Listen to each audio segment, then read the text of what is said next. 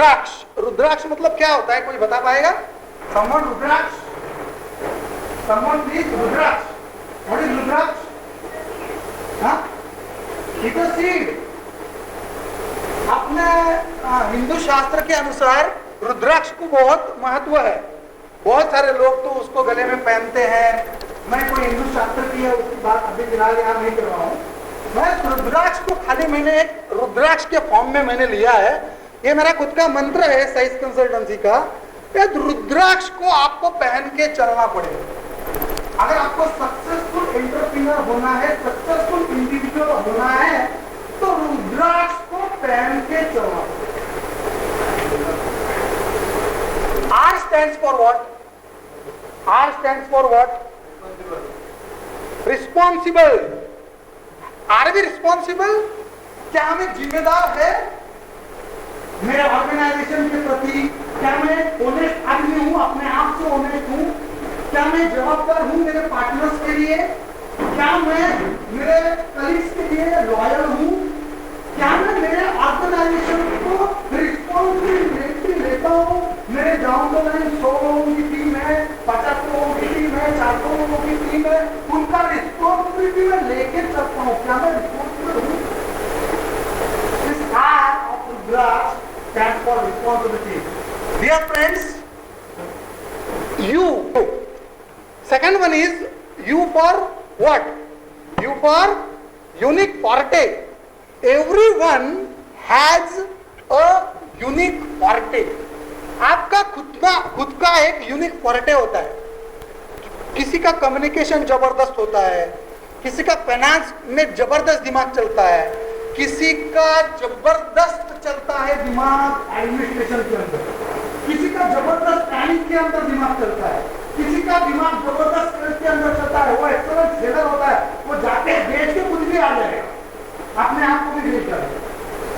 एक मेथोडोलॉजी उसके अंदर होती है। हर एक आदमी के अंदर एक यूनिक क्वालिटी होता है, अपना खुद का यूनिक क्वालिटी, उसको आपको खुद को ही समझना है। क्योंकि अगर जबरदस्त डिसीजन मेकर बनना है, एक जबरदस्त एंटरप्रेन्योर बनना है, एक जबरदस्त इंडिविजुअलिस्टिक एंटिटी अगर अपने आप के अंदर चेंज करवानी है, तो ये रुद्राक्ष को आपको लेके जाना पड़ेगा।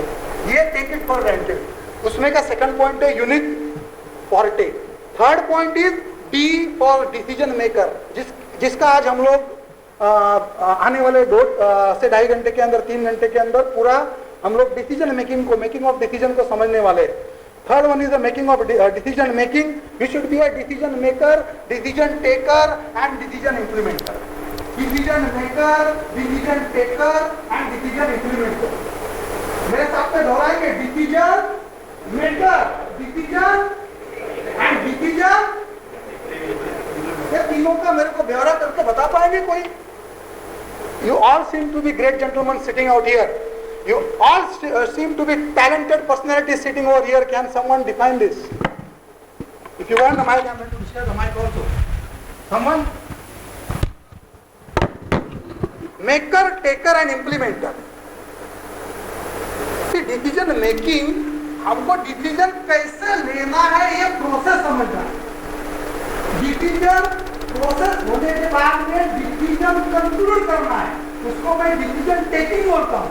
डिसीजन टेकर और डिसीजन हो गया, समझ में आ गया कि सेल बढ़ाना है महाराष्ट्र का, मुझे इस टेरिटरी के अंदर, इस सेगमेंट के अंदर डॉक्टर, लॉयर, आर्किटेक्ट, बिल्डर, जो भी सेगमेंट है या कॉमन है, बिलो पॉवर्टी लाइन का सेगमेंट है या मिडिल क्लास है, अपर मिडिल क्लास है, जो भी सेगमेंट मेरा डिसाइड हुआ मेरे को पॉलिसी बेचने के लिए, जो भी मेरी पॉलिसी आज नहीं आई है जिसको मुझे बेचना है, उसका सेगमेंट फिक्स हो गया, पूरा सब कुछ हो गया, decision is been taken, but it has to be implemented ना।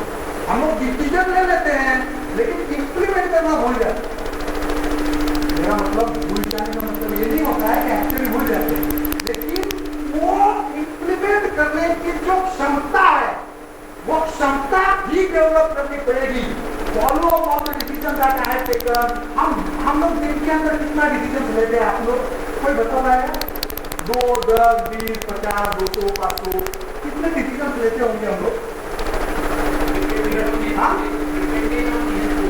Depending on the position. Okay. Depending on the position and the stages that I showed. Okay. समझे सर? कितने डिसीजन हम लोग लेते होंगे? As a director, कितने decision लेते होंगे? We must be taking number of decisions. छोटे से लेके बहुत बड़ा डिसीजन भी है, लेकिन हम लोग लेते हैं.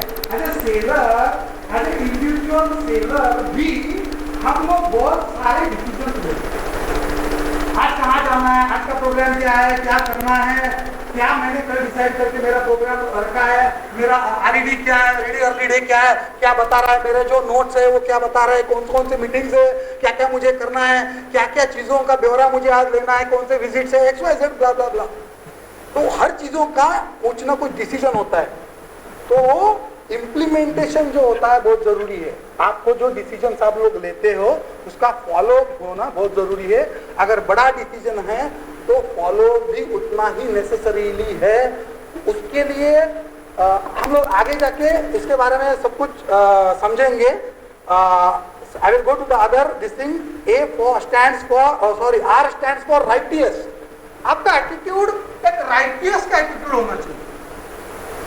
You should always feel that whatever I think, whatever my colleagues are suggesting me, मुझे फेथ होना चाहिए अपने टीम के ऊपर कि मेरे लोग जो मुझे बताएंगे, जो मेरे कलीग्स मुझे बताएंगे, जो मेरे सीनियर्स मुझे बताएंगे, या डाउन द लाइन टीम को मैं जब भी कुछ बताऊंगा तो वो मुझे हमेशा राइटियस समझेंगे, या मैं राइटियस रहूंगा. Always will be a righteous person. I should be always righteous.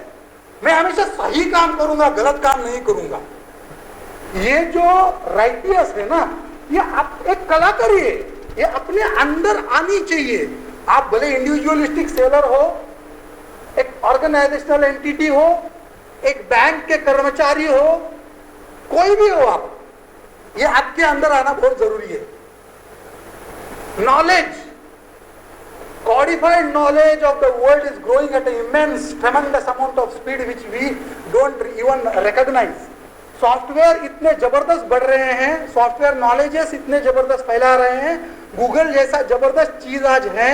पहले तो हम लोगों को एक फैंटम का किताब या अपना एनिमेटेड का किताब देखने के लिए Anand, you know, we had to go to Gadre Bandhus and all that Bagre stores and all that, and then we used to bring that books and then we used to read and all those stuff. अपने को वो किताब Tintin, हमारे जमाने का Tintin था. तो आज ऐसा कुछ है नहीं. आज YouTube पे एक क्लिक पे तुमको सारा चीज दिख जाता है, मोबाइल पे सब कुछ बच्चों को दिख जाता है. तो इसके ऊपर से अंदाज लगा लो कि SME सेगमेंट, एंटरप्रेन्योर सेगमेंट के लिए कितनी डिफिकल्टीज और कितने चैलेंजेस बढ़ रहे हैं. As a individual seller software कितना काम कर रहा है, कोडिफाइड नॉलेज जबरदस्त पैमाने पे बढ़ रहा है.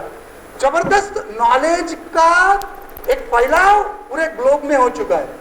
And it is growing at an immense speed. ये हमको समझना पड़ेगा. जो एजेड है उनको यंगस्टर्स के साथ में बैठना पड़ेगा. उनको फेसबुक, ट्विटर, व्हाट्सएप, इन चीजों का, सोशल मीडिया का अंदाजा होना पड़ेगा. नए जमाने के साथ में क्या हो रहा है, क्या कर रहे हैं, कैसे हो रहा है, क्या क्या हो रहा है, इसके बेनिफिट्स क्या क्या है, इसके सेशंस कहीं ना कहीं पे अटेंड करने पड़ेंगे, कुछ ना कुछ सीखना पड़ेगा. ये हो गया नॉलेज की बातें. केदार जोशी अगर सेमिनार लगाता है तो उस सेमिनार में भी आना पड़ेगा ताकि कुछ ना कुछ ज्ञान तो बढ़ेगा ही. Dear friends, then comes the skills हमको लगेंगे. कंप्यूटर स्किल्स नहीं आता है, स्किल सेट बढ़ाना पड़ेगा. अपने को स्किल सेट तो बढ़ाना पड़ेगा. We should be more skilful. Computer knowledge हो, सॉफ्टवेयर नॉलेज हो, कार ड्राइविंग हो, an number of other accountancy के नॉलेजेस हो, फाइनेंसेस के नॉलेज हो, मार्केट के बारे में नॉलेजेस हो, डाटा के बारे में नॉलेजेस हो, an number of things are there which you should carry with you. लेकिन ये स्किल सेट जो है वो अपने आप को इंडिविजुअली ग्रो करना पड़ेगा. देखो एक बात समझ लो, जितना आप ये चीज लाइटली लोगे ना, उतना आप पीछे पीछे रहोगे लाइफ में. जितना आप इस चीज को सीरियसली लोगे, इंप्लीमेंट करोगे, उतना आपका ग्रोथ फास्ट होगा. उतना आपका कल्चर, आपका इंटरनल ग्रोथ, इंटरनल साइकोलॉजी उतना स्ट्रांग होते जाएगा. Because you have put yourself in that driving seat, you have put yourself, you have accelerated yourselves, and you have put yourself in the shoes of रुद्राक्ष. अब आज एक आम आदमी की तरह नहीं चल रहे, एक रुद्राक्ष पहन के आदमी चल रहा है, तो ये जो रुद्राक्ष मंत्र है उसका लास्ट है हैबिट और उसके बाद में सरेंडरनेस। हैबिट मतलब ये तो आदतें हैं, जल्दी नहीं उठने की आदत, ये तो अपनी सबकी आदत है, सबको अच्छा लगता है लेट सोना, टाइम पे बेड पे नहीं जाना, टाइम पे बेड पे जाऊंगा तो मेरा इंसल्ट हो जाएगा, क्योंकि टाइम पे खाना नहीं खाऊंगा तो मेरे को अच्छा लगता है। ये जो सारी हैबिट्स है, उसके बावजूद भी बहुत सारे हैबिट्स है, मैं यहाँ पे जिक्र नहीं करना चाहता हूँ, वो हैबिट्स अपनी नहीं होनी